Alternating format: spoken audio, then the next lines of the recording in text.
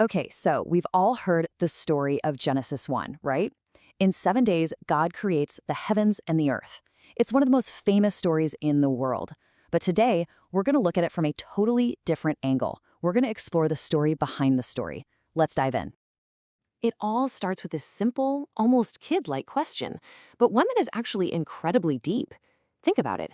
If the creation story is describing events that happened before any human was around, who was the witness? How could anyone possibly know what happened? And look, this isn't just some modern skeptical question. It's actually the key that unlocks the whole thing. It tells us that maybe, just maybe, we need to stop asking if the story happened exactly as written and start asking a completely different set of questions. So here's the crucial point. This text wasn't written to be a science textbook for us in the 21st century. It was written for the ancient Israelites. And for them, they didn't understand God's creation by looking through a telescope. They understood it through their own history, their own lived experience. This means we have to make a pretty big shift in our perspective. Genesis 1 isn't just a standalone report on how the universe was made. It's more like a theological prologue. It's the opening act that sets up all the major themes for the entire story of this people and their relationship with God. Now, what's so cool about this is how it reframes the whole book. The story of Israel as a nation, it really kicks off in Genesis chapter 12 with Abraham. So everything before that, chapters 1 through 11, that's the backstory. The Israelites saw God bring their nation out of slavery in Egypt. I mean, talk about a powerful act of creation.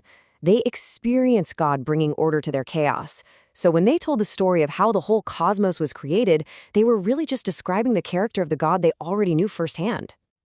Okay, so if the story isn't primarily about the science of material origins, then what is it about?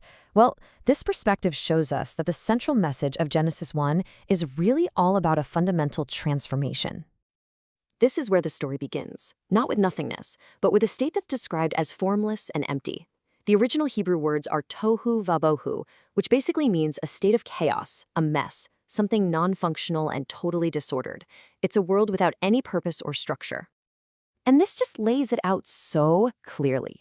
The core action of the story isn't about making stuff. It's about making meaning. God takes a situation of chaos, emptiness, and darkness, and through a series of intentional acts, transforms it into a world of order, fullness, and light. That's the essence of creation in this story.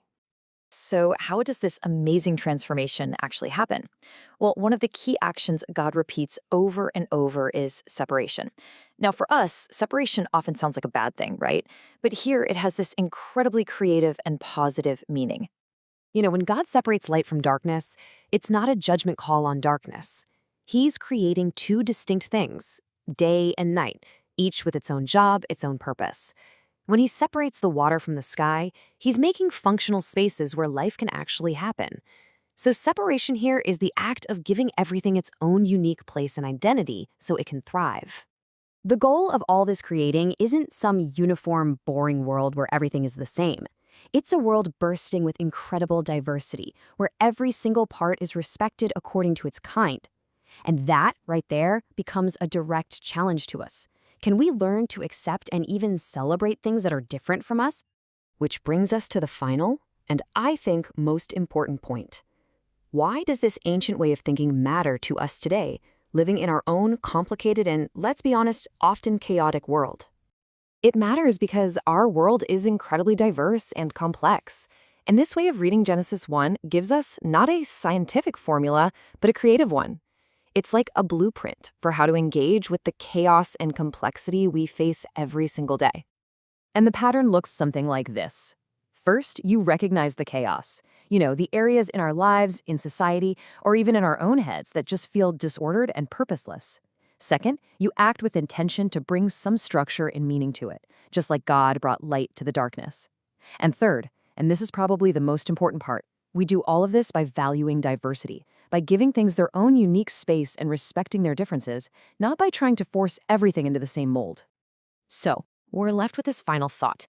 If creation is less about how the world began and more about this timeless process of bringing order and purpose to chaos, then the act of creation isn't just a one-time thing that happened a long time ago.